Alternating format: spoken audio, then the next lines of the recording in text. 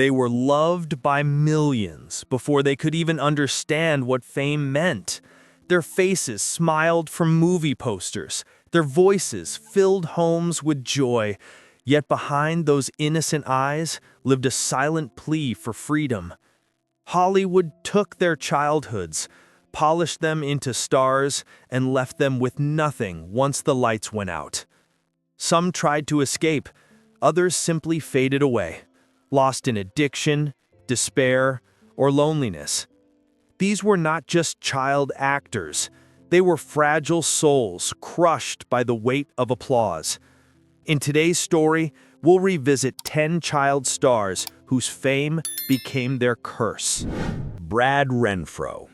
He was discovered at 10 years old, a small boy from Tennessee with eyes that carried more pain than his age could explain. Brad Renfro didn't need acting lessons. His truth was already written in his face. When he starred in The Client alongside Susan Sarandon, Hollywood hailed him as its next great talent.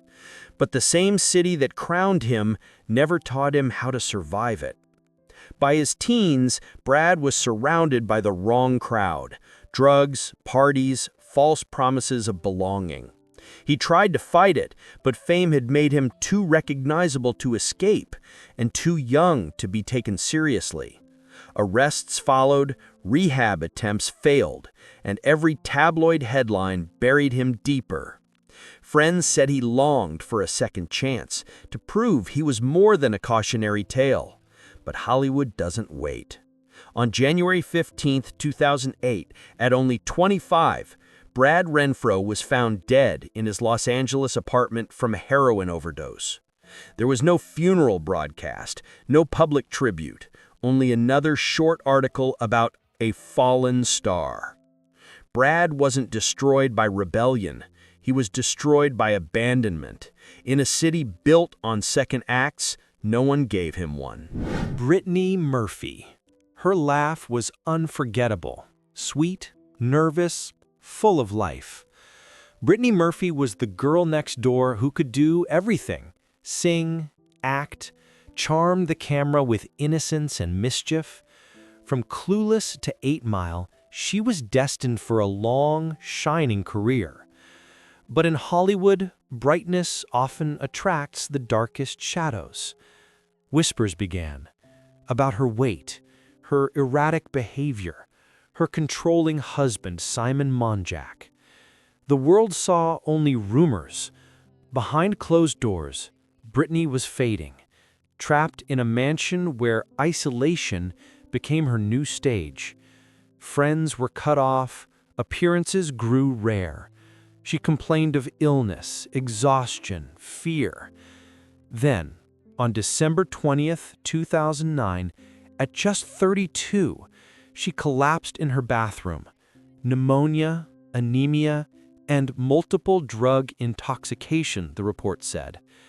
5 months later, Simon was found dead in the same house under eerily similar circumstances. To this day, conspiracy theories swirl: poisoning, cover-ups, unanswered calls for help. But the truth remains simple and cruel. Brittany Murphy was a bright star consumed by silence. Hollywood built her up to sparkle, then left her alone when the light began to flicker. Corey Haim. By the time he was 15, Corey Haim had everything a young actor could dream of: fame, fortune, and the illusion of invincibility. Audiences adored him in The Lost Boys, but behind his charming grin was a frightened teenager trapped inside a world of predators and pressure. Hollywood turned him into a symbol of cool rebellion, yet when the cameras stopped, he was left with only fear and pills to quiet the noise. He was one of the two Coreys, a friendship with Corey Feldman that became both his refuge and his curse. Together, they navigated the darkness of an industry that chews up its young. Drugs became his escape from the abuse and exploitation he could never speak about. The more he tried to reclaim control, the more he disappeared into addiction, poverty, and public humiliation. On March 10, 2010, Corey Haim was found dead in his mother's apartment, his body ravaged by years of struggle. He was just 38. No red carpet, no applause, only silence for the boy Hollywood destroyed, then forgot. His story is a reminder. Fame can raise a child to the stars, but it never catches them when they fall. Dana Plato. She had the kind of smile that made America feel safe. As Kimberly Drummond on Different Strokes, Dana Plato became the nation's favorite daughter, a symbol of innocence and charm. But when the sitcom ended, so did her identity. Overnight, the spotlight vanished, and Hollywood turned its back on her. She was no longer the little girl the audience adored, just another actress the industry had outgrown. Desperate for belonging, Dana drifted through years of heartbreak and addiction. She pawned her last possessions, worked odd jobs, even tried to reclaim fame through adult films, a tragic attempt to be seen again. Every door she knocked on led her deeper into despair. On May 8, 1999, at only 34, she took a fatal dose of pills inside her motorhome, ending a life that had been more scripted than lived. The following year, her son Tyler ended his own life the same way. The laughter that once filled millions of homes now echoes with silence. A mother and son, forever lost to the same darkness. Gary Coleman. He was the smallest giant on television. With his catchphrase, "What you talking about, Willis?" Gary Coleman became one of America's most beloved faces. Yet fame for him was both a gift and a lifelong curse. While millions laughed, Gary was silently fighting a kidney disease that stunted his growth and forced him into constant dialysis. The very image that made him famous, his childlike look, trapped him in roles he could never outgrow. When Different Strokes ended, the world moved on, but Gary couldn't. His parents and managers had spent nearly all his fortune, leaving him penniless by adulthood. He sued them, won the case, but never recovered from the betrayal. He worked odd jobs, appeared in low-budget films, and even became a security guard. A shocking fall for a man who once earned tens of thousands per episode. In 2010, at just 42, Gary Coleman died after a brain hemorrhage from a fall. No studio tribute, no grand farewell, just another quiet ending to a life once lived in the brightest spotlight. The boy who made the world laugh died alone, still waiting for someone to finally see the man behind the smile. Heather O'Rourke. She was the little girl who whispered, "They're here," and the world never forgot her face. Heather O'Rourke was only 6 when Poltergeist turned her into an icon of innocence and fear. With her platinum hair and piercing blue eyes, she seemed untouchable, a child who carried light even in the darkest stories. But behind that glow, a hidden illness was slowly stealing her life. For years, doctors misdiagnosed her severe intestinal condition as something minor. While she continued filming, her body was collapsing. Her mother, unaware of the danger, pushed forward with studio demands, and Heather, ever the professional, smiled through the pain. On February 1st, 1988, during emergency surgery, her heart suddenly stopped. She was just 12 years old. The world mourned, but Hollywood moved on. The Poltergeist films became infamous for what fans called the curse. Yet no one talked about what really happened. A little girl, worked to exhaustion, dismissed by doctors, and taken too soon. Heather O'Rourke didn't die from superstition. She died from neglect, hidden beneath fame's dazzling spotlight.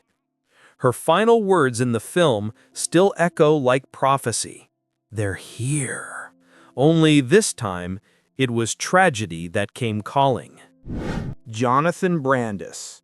He was the face every teenage girl had on her wall in the early 90s. Blonde hair, blue eyes, that quiet, kind expression.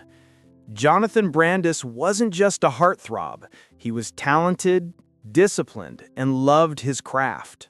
From The Neverending Story 2 to Sequest DSV, fame came early and intensely. But as he grew older, Hollywood didn't know what to do with him. The roles disappeared, the calls stopped, and the boy who once had it all was suddenly invisible. Jonathan struggled to transition into adult roles. He wanted to be respected, not remembered as a teenage crush. Yet every audition reminded him of the one thing he couldn't control: time. As the offers vanished, so did his sense of purpose. Friends described him as quiet, withdrawn, increasingly haunted by failure. On November 11, 2003, at just 27 years old, Jonathan Brandis hanged himself in his Los Angeles apartment. No farewell note, no last headline. Just silence from a star who once filled rooms with light. His story became another whisper in Hollywood's long list of forgotten prodigies. Proof that fame doesn't fade. It disappears, taking its victims with it. Judy Garland. She was 16 when Hollywood decided she was perfect. To keep her perfect, they fed her pills, one to wake her up, another to put her down. Judy Garland, the eternal Dorothy of The Wizard of Oz, lived in a world where dreams were scripted and emotions were scheduled. The studio owned her smile, her voice, even her exhaustion. Behind every performance was a girl trembling under the weight of expectation. She sang of rainbows, yet her real life was rain after rain. Addiction, broken marriages, and nights spent crying for the childhood she never had. By the time she reached her 40s, she was worn out, performing in small clubs to survive. The applause that once lifted her now echoed like a cruel reminder of what she'd lost. On June 22, 1969, in a London bathroom, Judy Garland's heart finally gave out. A barbiturate overdose ending the fairy tale she never controlled. Her death wasn't just the fall of a star. It was Hollywood's confession that even the brightest lights burn out when no one protects them. River Phoenix. It was just after midnight on Halloween night, 1993. Outside the Viper Room, Johnny Depp's nightclub, a young man collapsed on the pavement, shaking violently. His name was River Phoenix, once called the next James Dean. By 23, he had already been nominated for an Oscar and was known for his tenderness, his depth, his unguarded humanity. But behind the gentle eyes was a storm he could no longer contain. Raised in a cult, forced to perform as a child to feed his family, River had been exposed to chaos long before fame found him. Hollywood adored him, but he despised what it demanded: artificial smiles, late nights, pressure he couldn't escape. He sought refuge in music, in love, in the quiet of nature, but the world wouldn't let him go. That night, a lethal mix of heroin and cocaine ended his life before help could arrive. His younger brother, Joaquin, held him as he died on the cold sidewalk. The price of a world that worships beauty but neglects the soul behind it. River Phoenix's death wasn't just an overdose. It was Hollywood's warning that even angels can fall when the light is too bright. Sawyer Sweeten. He grew up in front of America's eyes. As Jeffrey Barone on Everybody Loves Raymond, Sawyer Sweeten was the cheerful twin who brought warmth to millions of living rooms. But behind that wholesome image was a quiet boy who never felt comfortable in the fame he'd inherited. When the show ended, so did his world. The cameras stopped, the laughter faded, and the little boy everyone knew disappeared into anonymity. Unlike many child stars, Sawyer never chased attention. He stayed out of Hollywood, living a simple life with his family in Texas. But fame has a way of lingering. Its echo reminds you of who you used to be, not who you've become. Friends said he battled depression, haunted by pressures no one could see. On April 23, 2015, at just 19 years old, Sawyer took his own life at his family's home. His twin sister Madeline wrote afterward, "He saw only darkness where we saw his light." His death was the quietest of all. No scandal, no drugs, no headlines. Just another young soul the world forgot how to care for, proving once again that childhood fame is the most fragile kind of dream.